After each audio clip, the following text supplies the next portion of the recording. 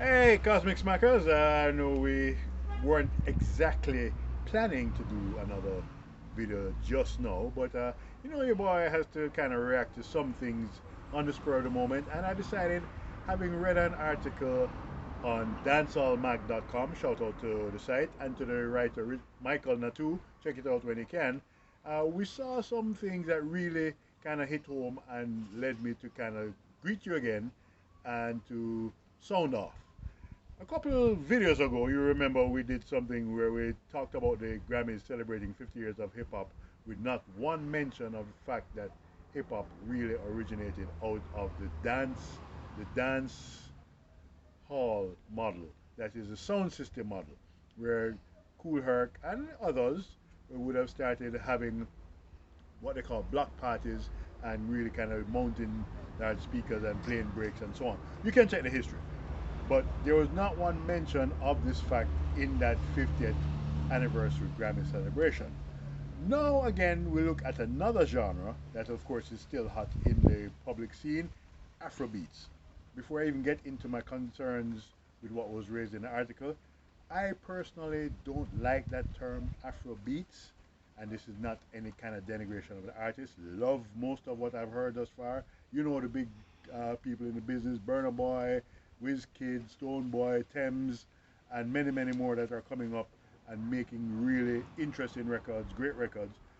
My personal feeling, and of course with your boy, it's always personal, is that Afrobeat, which is a genre created and spread and pioneered by the late great Fela Kuti, is on a really different lane and plane from what we are currently hearing, which I prefer to call Afro pop.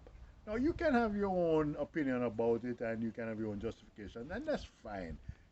Hit us up in the comments below and tell us what you think about the designation of Afro beats rather than Afro pop, and who your favorite artists are. But the gist of the article, again, Michael Natu on dancehallmag.com, we like to credit our people, especially when they're doing excellent things, is that Afrobeats' present moment in the cultural zeitgeist is kind of reflecting poorly on dancehall, in the fact that dancehall artists per se are kind of being relegated when it comes to placement on larger shows and festivals, and also overall platform of the genre in what is acknowledged as the largest market, the US. As an example, cited in the article, rapper J. Cole is hosting his Dreamsville Festival. Shout out to J. Cole also. Big ass, big time rapper, not big ass. Well, you know how it goes with us. We say these things. Shout out to J. Cole. Dreamsville Festival has on the lineup Usher, a number of other artists, but also Sean Paul. Oh, and Burna Boy. Yes, that's how it comes up. Burna Boy as part of the headliners, with Sean Paul, arguably one of the most successful artists, probably in just commercial terms, the most successful artist to emerge from Jamaica, being consigned to an opening act for Usher. Now, I don't know how you feel about that. Yeah, there might be several justifications and proper motivations on their part, but that rubs us the wrong way. And I think it kind of continues a trend where figures and people in the hip hop world, Americans per se, it's not that they don't love the dancehall culture. We know that they love it. We hear them appropriating, we hear them using dancehall, we hear them even saluting dancehall artists.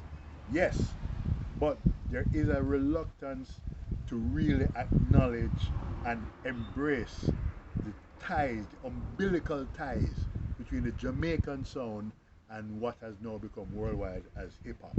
I see it, I hear it, and this article reconfirms it. So we want to get that off our chest and look at the fact that really as a genre, dancehall has kind of never really gotten the moment that it deserves.